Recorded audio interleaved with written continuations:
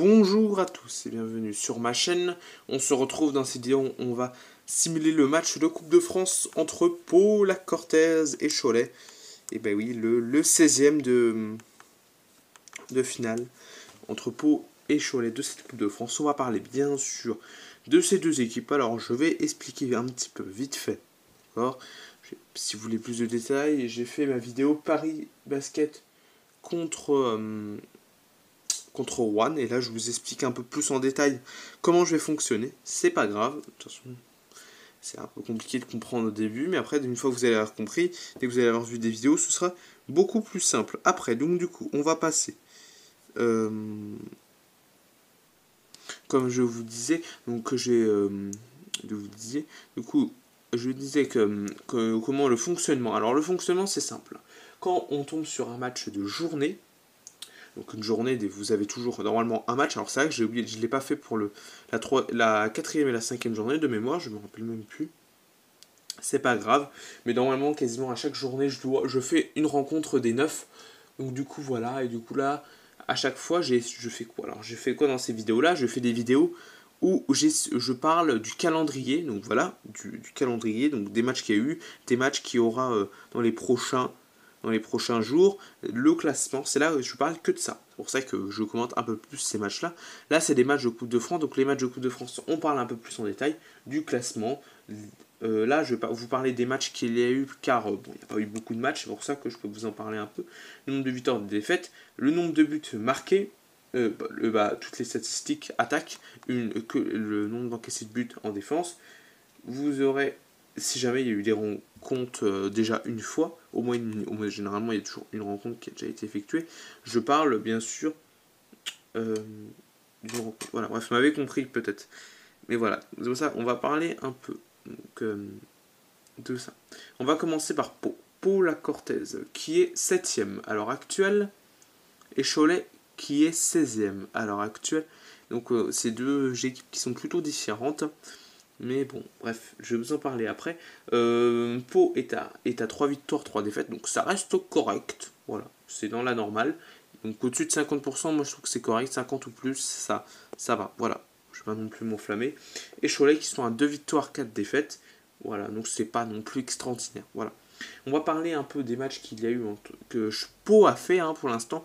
Alors Pau a débuté le premier match chez eux contre Bourg-en-Bresse où ils ont perdu 71-79. Après, ils ont été à Cholet, où là ils ont gagné 80-77. Voilà, donc c'est un peu la revanche, on va dire, du match qu'il y a déjà eu pour Cholet. Même si ça me paraît un peu compliqué quand même d'aller gagner à Pau, ça va être complexe quand même. Pau, ils n'ont pas une équipe si dégueulasse que ça quand même. Même si c'est son 7ème, certes, mais 7 ça veut dire que c'est dans les 8 premiers, donc ça reste correct. Après, ils ont chez eux contre Charleroi, où ils les ont battus 92-67. Ils ont été au Mans, où ils ont battu l'équipe du Mans, ce qui est pas mal, 100-106 après prolongation. Ils ont joué à domicile contre Monaco, où ils ont perdu à pas grand chose, 66-74.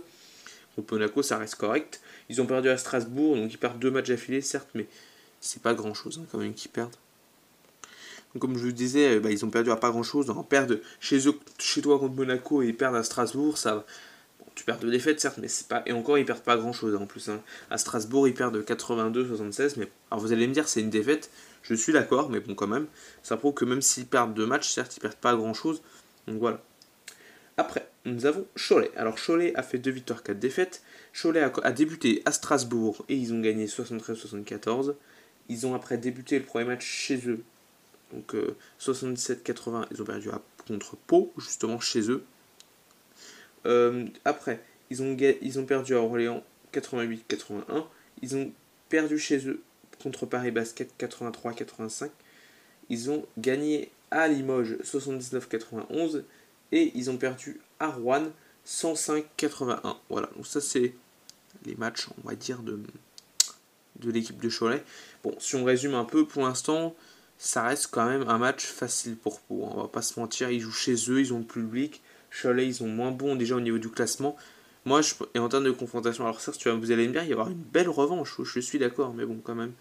En plus, si c'est à Pau, je vois pas du tout comment Cholet, d'après moi, je pense bien sûr, devrait s'imposer. Mais bon, on n'en sait rien. Vous savez, dans un match de basket, on peut tout avoir. Hein. De toute façon, on a bien une très grosse équipe qui sort. Et puis après, il reste que... voilà, bref, vous m'avez compris, je pense. Voilà, c'est pour ça que je vous ai dit que, de toute façon, tout peut se passer. Hein. De toute façon, vous l'avez bien vu dans des rencontres. Et les rencontres qui sont été... Des scores ont été surprenants et des scores ont été logiques. Voilà. Donc voilà. Donc il nous reste un peu moins d'une minute. Donc du coup, on va commenter ce premier carton. Pourquoi je dis quatrième carton? Je sais pas pourquoi. En fait, c'est parce que des fois, j'enchaîne des vidéos, 2 matchs d'affilée, donc ça m'arrive, ou 3. Et du coup, bah, je sais pas pourquoi moi je dis quatrième carton. Et en tête dira. En tête dira. En tête dira. Qui sait pas quoi faire. En tête dira. Qui prend le tir à 2 points. Bien joué. Et non, tête dira qui marque 14-8 pour Cholet. Là, Cholet qui marche, qui domine bien dans ce match-là. Pour l'instant, ça va. Après, bien sûr, le jeu vidéo ne connaît pas, c'est pas qu'il y a l'avantage du parquet et tout ça, il s'occupe pas trop de ça, on m'avait compris, je pense. Oui, Ayazi, Nia, pardon, je sais pas trop pronostiquer dire certains noms, je vous assure, mais bon, vous aussi, je pense que c'est pareil. Avoiri qui prend un tir à 2 points, et non, le rebond, il sera pour la Cortez, le rebond, bah, la possession plutôt, mais voilà. Avec Jérémy Leloup. Avec Shikoko. Et le tir à 3 de Bin. Non, il est un très bon tireur. Fin du premier quart-temps, 14-8. On passe du coup au deuxième quart-temps, où Cholet pour l'instant domine 14-8. Allez, bref, on passe aux statistiques, forcément, c'est ça qui est le plus intéressant. On va passer aux statistiques d'attaque. En termes d'attaque, c'est quasiment pareil, 81 points de chaque côté, bien sûr avec la virgule que je ne compte pas. En termes d'encaissé, là il y a une différence quand même. Pau encaisse 79 points et 85 pour Cholet, donc vous voyez que Cholet encaisse un peu plus de points, hein, c'est pour ça aussi qu'il fait. Donc 81 points, alors déjà 81 points inscrits, c'est pas non plus énorme. Pour être correct, il faut être autour des... J'avais dit quoi là, la vidéo suivante avant? J'avais dit entre 85 et 90, je sais plus, j'avais dit entre ces zones-là à peu près le nombre de points, peut-être 90, je sais pas. Pour avoir une bonne attaque, moi je considère qu'il faut 85, après je me rappelle plus ce que j'avais dit. Après, en termes de tir, les tirs, l'adresse n'est pas non plus très élevée de chaque côté. Hein. 27 sur 63 pour Pau à 43%, hein, c'est en dessous de la normale. En dessous de la normale, alors d'après moi, bien sûr, la normale, c'est-à-dire ce qu'il faut au moins avoir pour être pas mal.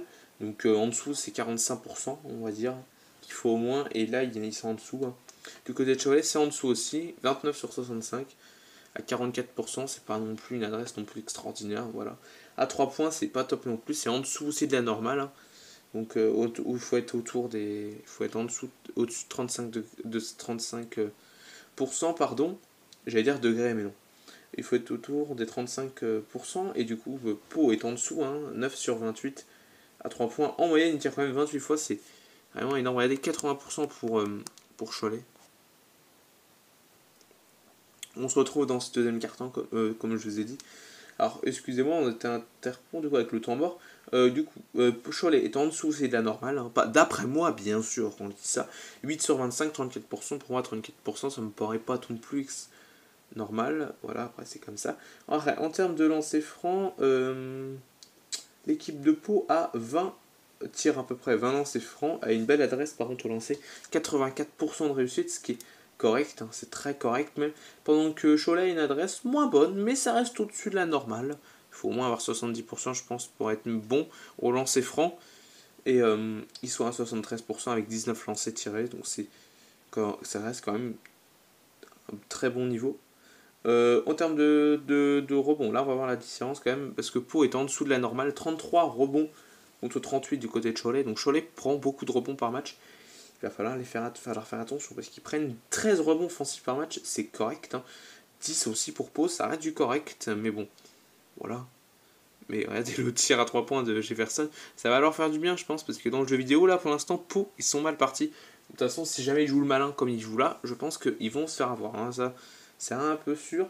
Alors, en termes de passes décisives, là, il y a une très légère différence pour Pau. Et regardez le 3 points qu'ils mettent derrière, en plus Cholet, c'est impressionnant. Voilà. Ouais, Cholet domine bien ce match, on va voir. Hein. De toute façon, le match n'est pas terminé, il faut faire attention. bien sûr. Alors, on était sur les passes décisives, donc quasiment pareil, hein, 18 pour Pau, 17 pour Cholet, donc ça reste très serré. On est à peu près dans les moyennes, hein, c'était quasiment dans les moyennes à peu près, dans la normale. En termes de contre, là aussi il y a une différence. Cholet domine bien au niveau des contres, un 3,2 contre 1,7 pour Pau. Donc là c'est plus précis, c'est pour ça que je dis ça. En termes d'interception, ça reste correct pour Pau, hein, 7,5, donc au-dessus de la normale. Et 6 seulement pour Cholet. 6 ça reste pas beaucoup, hein, vous vous rendez pas compte, mais c'est pas énorme. 6. En termes de ballons perdus, il y a quand même 2 ballons perdus d'écart, 13,5 pour Pau, 15,8 pour Cholet. C'est légèrement au-dessus de la normale pour Cholet. Donc Cholet est en dessous de la normale plutôt. On devrait plutôt avoir des 15, un peu en dessous de 15, et ils ont 15, c'est pas grand chose encore.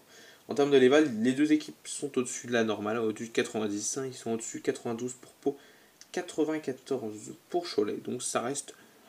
Est-ce que c'est dans la normale? Moi je trouve que c'est correct. Ça reste correct comme évaluation. Même s'ils marquent que 81 points de chaque côté, bon, c'est pas non plus catastrophique, mais c'est pas dans la normale. Voilà, c'est ça. 81 points par match, ça reste dans la norme.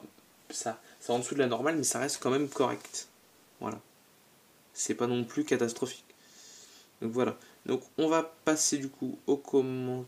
On va commenter cette fin de deuxième quart-temps. Avec pour l'instant Pau qui est devant, bien sûr. Non, Cholet, pardon. Enfin, j'ai pas l'habitude de dire Pau de Cholet, de l'inverse de Cholet, justement. L'inverse, parce que je pensais que c'était Pau qui allait être devant au score, c'est pour ça que je dis que Pau. Jérémy Leloup avec Dominique Archi, avec Vitali Chikoko, avec Jérémy Leloup qui prend le tir à 3 points. Bon, ça va leur faire du bien, je pense, à Paula Cortez, ce tir à 3 points. Déjà 32, ah oui, 32 points inscrits déjà. Rappelle, on est sur du 5 minutes hein, quand même, donc c'est pour ça que je dis que ça fait beaucoup. Avec la dernière action, elle sera pour Cholet. Je sais plus qui a le ballon. Oh, la belle passe pour Artiste. Oh, c'est dommage. Ah, c'est dommage. Jérémy Leloup qui va être obligé de prendre un tir très loin. Non, et 32-18 à la mi-temps. On passe du coup au troisième quart-temps avec Cholet qui domine bien, 32-18. On va parler du coup maintenant, on va parler de la rencontre qui a déjà eu justement entre Cholet et Pau. Hein, on va en parler. Du coup, il y avait eu, comme je vous ai dit, 77 pour Cholet, 80 pour Pau. C'était du côté de Cholet, justement, ce match-là. On va parler. Alors, lors du premier quart-temps, c'était Pau qui avait pas mal dominé, 23-14. Hein, il menait à la fin du premier quart-temps. Lors du deuxième quart-temps, c'est Cholet qui a dominé légèrement. 19-16, il y avait, lors du deuxième quart-temps. Et du coup, ça fait un total de 33-39, quand même, pour Pau. Le troisième quart-temps a été remporté légèrement par Cholet. 17-15, donc, ce qui fait un total de 54-50. Et le dernier carton a été remporté légèrement par Cholet, 27-26 pour un total de 77-80. Donc c'était plutôt serré quand même. À part le premier carton, autrement c'était reste serré dans les cartons. On va parler donc des statistiques. Maintenant forcément c'est ce qui nous intéresse le plus, avec un temps mort demandé par Cholet. On passe maintenant, donc on continue le troisième quart-temps, comme je vous disais, donc au tir à 2 points. Alors ça a été quand même plutôt élevé quand même. Cholet a été à 48% à 18 sur 37. Hein. Donc, et Pau aussi élevé quand même, 18 sur 34. En fait c'est pas forcément on va dire élevé, c'est surtout à peu près des pourcentages dans les valeurs de normal. 52% à peu près, hein. Autour de 50, il faut être à peu près entre 45%. Même si Cholet c'est un petit peu juste quand même, parce que c'est des tirs à 2 points. Quand même, donc c'est juste 48%, il faut être au-dessus de 50 pour être un bon pourcentage, mais Pau est au-dessus, hein, 52%, il faut aller au-dessus de 50 pour vraiment être pas mal. Bref, mais attention parce que là Pau est en train de revenir quand même, et Cholet anticipe bien, parce que on va marquer les paniers à 3 points. À 3 points justement, ça a été au-dessus de la normale hein, pour les deux côtés, 9 sur 23 pour Cholet à 39%, pendant 11 sur 30 justement pour... regardez le contre, oh, c'est tellement propre. Tellement propre. Regardez le contre honnêtement. C'est extrêmement propre. Bref. Mais c'est pas grave. Et comme je vous disais, donc à 3 points, Pau ils ont été au-dessus de la normale, 11 sur 30 à 36%. Au lancer franc, Cholet a eu 14 sur 19, hein, 73%. pendant que Pau, ils sont à 100% de réussite à 11 sur 11. Hein, c'est vraiment très correct. Au terme de rebond, Cholet a pris plus de rebonds. Hein, ça, c'est normal, hein, comme vous savez. Cholet prend pas mal de rebonds. Hein. Ils en prennent 38 de moyenne. Et ben là, c'était à peu près la même chose hein, ce qu'ils font. Hein. Pau a pris, donc 33 rebonds contre 37 contre Cholet. Non, justement, c'est le contraire là. C'est Pau qui a fait plus de rebonds que Cholet. 37 rebonds pour Pau, 33 pour Cholet.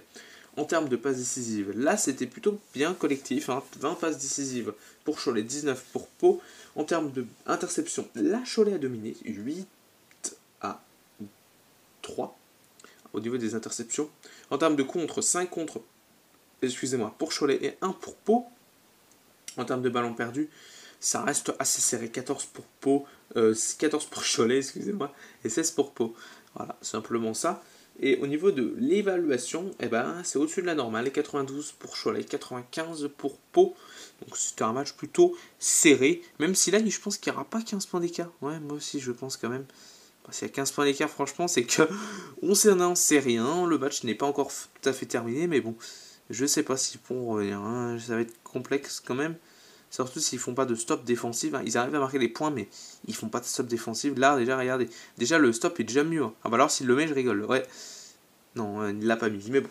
Bref, on va parler maintenant du meilleur joueur du match du côté de Cholet. C'est DJ. Des 3 points plus qu'il est inscrit. Le DJ Hogg qui a fait un très très gros match. On va parler. Hein. 37 minutes, c'est pas mal. 22 points, c'est très très très correct. 8 sur 13 au tir.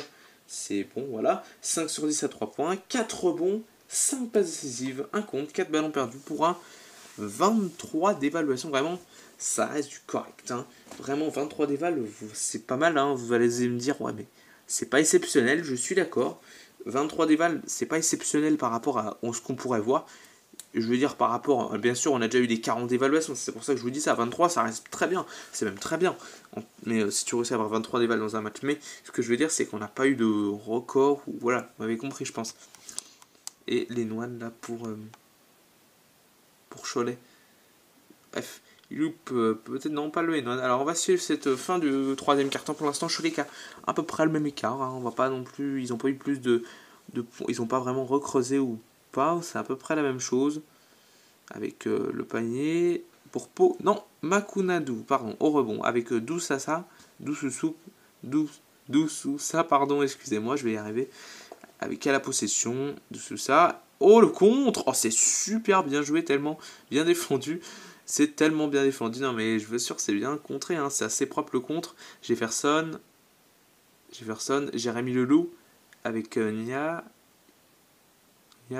Hawaii à 3 points. Non. Et le rebond de Makunadu. Il reste 14 secondes. Dessous ça. Avec 6 secondes. 5. Avec Artiste.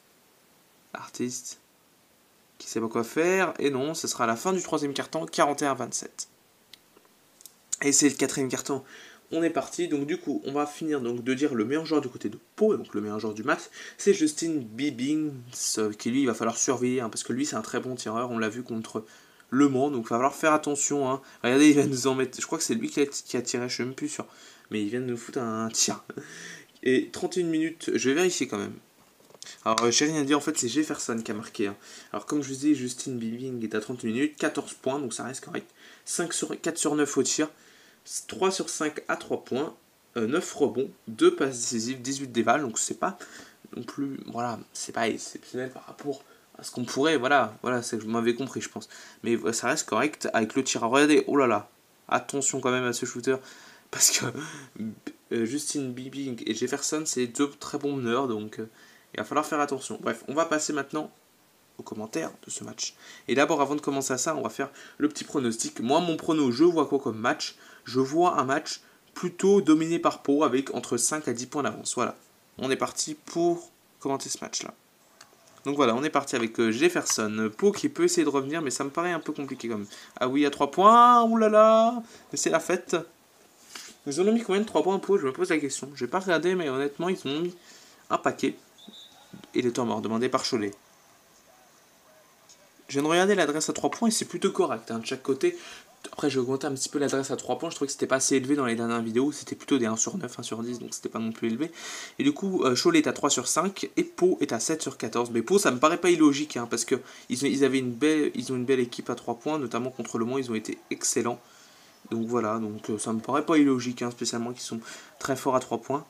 C'est même très réaliste d'ailleurs. Avec Dominique Archie. Et le tir à 2 points compliqué, mais c'est récupéré par Peter Schock. Avec Cholet qui peut relancer. Donc virtuellement ce serait Cholet qui serait devant, qui passerait en 8ème. Moi j'aurais plus mis Pau quand même, parce qu'ils jouent chez eux, hein. Après on sait pas. Artiste, même s'il y aura la revanche, je pense quand même. Robineau, c'est ce qui peut-être se reproduit dans le jeu vidéo, c'est la revanche, même s'ils savent pas trop qu'ils sont rencontrés. Ils savent pas même carrément qu'ils sont rencontrés déjà en saison régulière. C'est ce qu'ils font, même si j'ai mis les stats à jour, certes, mais bon. Jefferson. Non, et ça tombe pas dedans. Artiste au rebond, avec Cholet qui peut dérouler. Artiste qui prend le tir à 2 points. C'est joué un petit peu vite quand même. Hog au rebond, DJ Hog qui marque, qui tient bien le score. Regardez, l'adresse, c'est quand même largement pas pareil du tout. Hein. 20 sur 34 d'un côté, 13 sur 34 de l'autre. Et toi mort, demandé par Pau. On passe au meilleur joueur du match, hein. C'est Hugo Robineau, hein, qui est le meilleur joueur du match. On va regarder les stats, 14 points à 6 sur 8. C'est plutôt correct, hein. On passe du coup au match. Oh, c'est bien joué. Orovota, bien joué. Mais ça me paraît un peu compliqué de revenir, hein.